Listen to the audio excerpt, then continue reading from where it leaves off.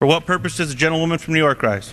Mr. Speaker, I move to suspend the rules and pass the bill S. 1513. The clerk will report the title of the bill. Senate 1513, an act to provide for an additional temporary extension of programs under the Small Business Act and the Small Business Investment Act of 1958 and for other purposes. Pursuant to the rule, the gentlewoman from New York, Ms. Velasquez, and the gentleman from Pennsylvania, Mr. Thompson, each will control 20 minutes. The chair recognizes the gentlewoman from New York.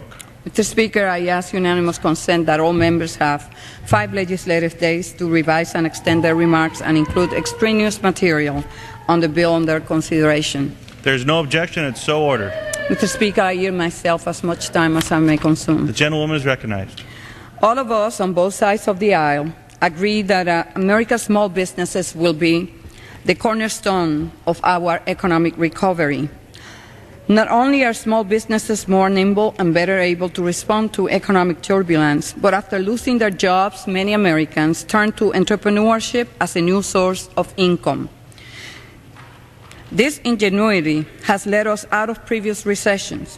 With the right tools and support, I believe small businesses will again lead our nation back to recovery. Since January, this Congress has taken important steps to help our small businesses. The Recovery Act is helping address the single biggest challenge facing entrepreneurs today, namely access to affordable capital. By making improvements to the SBA Capital Access Program, this bill will yield $21 billion in new lending and investment for small firms. We have also targeted $15 billion in new tax relief to small businesses through the Act. And many small companies are being put back to work rebuilding our economic infrastructure.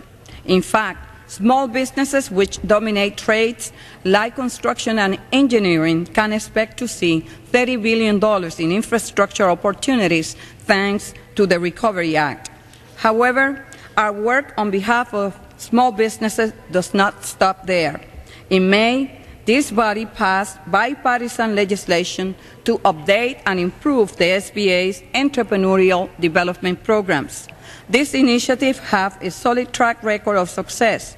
Small businesses that use them are twice as likely to succeed. Last year alone, ED programs helped create new 73,000 jobs. The legislation we passed in May will build on this success. Through outreach to targeted communities like veterans, our bill will ensure more companies take advantage of these services. And the legislation responds to current economic pressures by helping dislocated workers start their own enterprises and offering expert consulting to troubled businesses. Finally, in the last month, we have worked to update the Small Business Innovation Research Program and the Small Business Technology Transfers Program. Every year, through SBIR and STTR, some of our largest federal agencies invest $2.2 billion in small business research. This infusion helps launch 1,500 new companies. The House-passed bill will strengthen SBIR program in a number of ways. It will make it easier for companies participating in SBIR to access venture capital. We have also adjusted the size of program grants to better reflect the research costs. And we have targeted the program toward commercialization, so more products come to the market and there are further opportunities for job creation. Mr. Speaker, all of these measures will update and improve federal programs that small businesses rely on.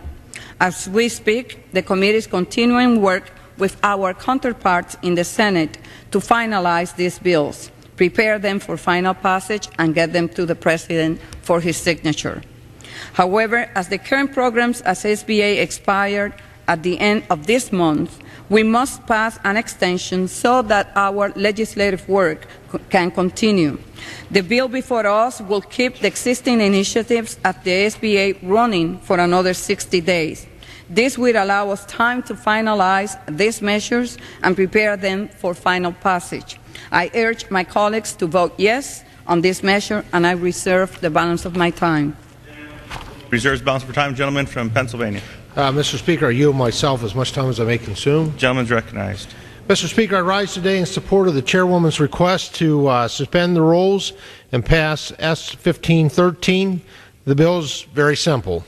It extends the authorization of all programs authorized by the Small Business Act, the Small Business Investment Act, and any programs operated by the Small Business Administration for which Congress has already appropriated funds. This extension will last until September 30th, 2009. This extension is necessary because the authorization for various programs operated by the SBA ceases on July 30th, 2009. The committee has worked in a bipartisan fashion over the past two Congresses and reported out a number of bills to address programs operated by the SBA. Despite the efforts of the House, the extension passed earlier this year by both bodies of Congress will expire before the legislative process can run its course. The work needed to help America's entrepreneurs revitalize the economy simply cannot be accomplished by Friday of this week. Without enactment of this extension, a number of vital programs that SBA operates would cease to function. Given the importance that small businesses play and will continue to play in the revitalization of the American economy, we cannot allow the SBA authorizations to run out. Enactment of this extension will enable the House and the Senate to continue to work in a diligent manner to address necessary changes to SBA programs.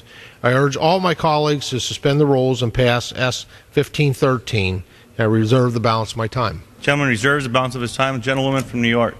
I reserve the balance of my time, but I will inquire if the gentleman doesn't have any further speakers. I'm prepared to close. Gentlewoman reserves balance of time. Gentleman from Pennsylvania. And I don't have any additional speakers, so I'll yield back. Gentleman yields back the balance of his time. The gentleman Mr. from New York. Speaker, I yield back the balance of my time. Gentlewoman yields back the balance of her time. The question is, will the House suspend the rules and pass Senate 1513?